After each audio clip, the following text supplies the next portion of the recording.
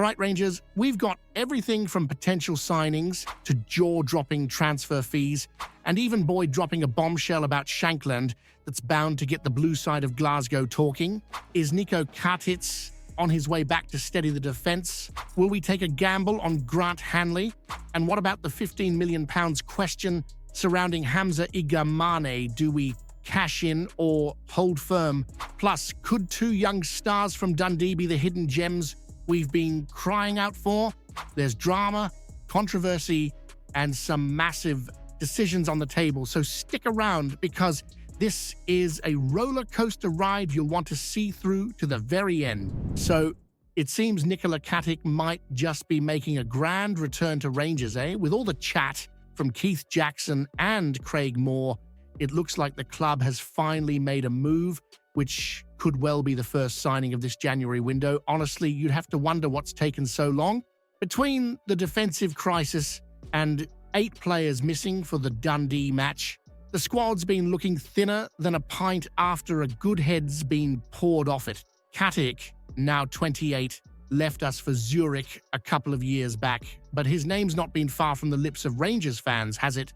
The lad's got the passion, and his agent's making all the right noises about him fancying a Glasgow return. Let's not forget, this is a fella who's got Rangers DNA in him. Tough, physical, and ready to battle. He's not some lightweight who'll need 6 months to figure out the game here. He's been in the trenches before. With his contract winding down and the team's depth being about as shallow as the Clyde on a dry day, this move feels like it should be nailed on. If Katic walks through the door again, it'll not only shore up the backline but lift the mood all around. The Europa League's the big focus now, and getting him in might just stop the team wobbling when it matters most. Here's one for you, though. Should Rangers really be looking backwards with Katic, or is this just a short-term fix masking deeper recruitment failings? Let's hear your thoughts.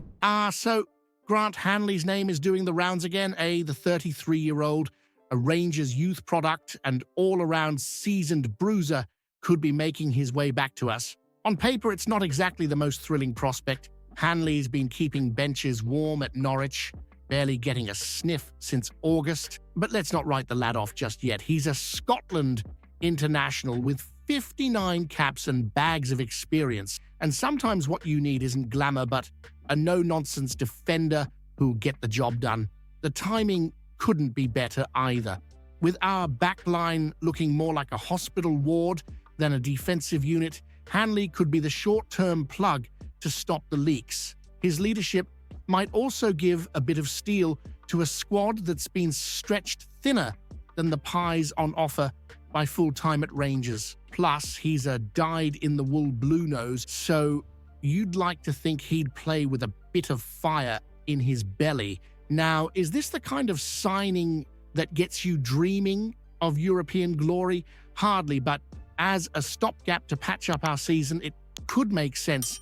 The bigger question is what this says about the club's broader recruitment strategy. If we're dipping into the past and signing 30-something defenders who've barely played all season, are we really planning for the future or just plugging holes and hoping for the best? Here's one to spark a few debates. Does bringing in someone like Grant Hanley show ambition, or is it proof that the club's scouting system needs a serious overhaul?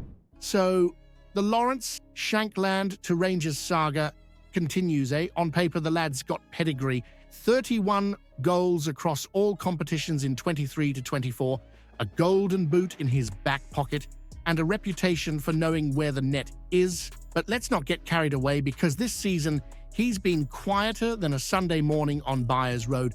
3 goals in 26 games. That's not exactly screaming sign me for a club of Rangers stature, is it? Then there's the Hamza Igamane factor. The Moroccan machine is firing on all cylinders, bagging 7 goals in 9 league starts and making a case to be our main man for years to come. Any striker coming in would have to accept a supporting role, and Shankland, turning 30 soon, probably doesn't fancy being second fiddle in his twilight years. Can't blame him for that, but it does beg the question, do we even need him? Chris Boyd's comments seem fair enough. Shankland might not be the answer, especially given his injury struggles and patchy form. And while there's talk of Cyril Desires potentially heading out the door, replacing him with someone on the decline feels more like plugging a leaky ship with wet tissue paper than building for the future. Here's a thought to stir things up. Would signing Shankland, despite his current struggles, be a sensible move for Rangers, or would it just show we're settling for mediocrity? Let's hear what you think. £15 million for Hamza Igamane, you say? That's a number big enough to make anyone at Rangers sit up and pay attention, especially given the lad costs just £2.5 million from Asfar in the summer. It's a mouth-watering profit on paper, but let's not get carried away with the maths just yet. Igamene's been a revelation this season, a proper goal machine who's given the team a fighting chance when everything else has felt like it's falling apart. 7 goals in 9 league starts doesn't just speak to talent, it screams future star. Selling him now might line the club's pockets, but what does it say about ambition? You're basically announcing to the world that Rangers are a selling club, and that's not the kind of message that gets you back to the top of Scottish football. Halliday's point about selling when the time's right is fair, mind you. In the past, we've held on to players for too long and missed out on big fees, but the timing has to suit the team too, and letting Igamane go now would feel like yanking the engine out of the car while it's still running. There's no replacement lined up, and his goals are vital if we've any hope of closing the gap on them or doing anything meaningful in Europe. Here's the real kicker: should Rangers cash in on Igamane while the offer's high, or would selling him now be the ultimate betrayal of our ambitions as a club? Let's have it. What do you reckon? So Andy Halliday's banging the drum for Josh Mulligan and Lyle Cameron from Dundee, is he? The pair of 22-year-olds have certainly been catching the eye, and with Rangers looking for both depth and quality in the squad, a couple of homegrown signings might just hit the mark. Let's start with Cameron. 8 goals this season from midfield for Dundee is no small feat, especially when you're playing in a team fighting for survival. He's been pulling the strings in the engine room, and you can't help but think he'd thrive even more with players like James Tavernier and Nedim Bajrami alongside him. As for Mulligan, the lad's been described as an athletic monster, which is just the kind of thing you want to hear when you're talking about a potential replacement for Tavernier down the line. Versatility, pace, and a bit of bite. Sounds like a solid addition, doesn't he?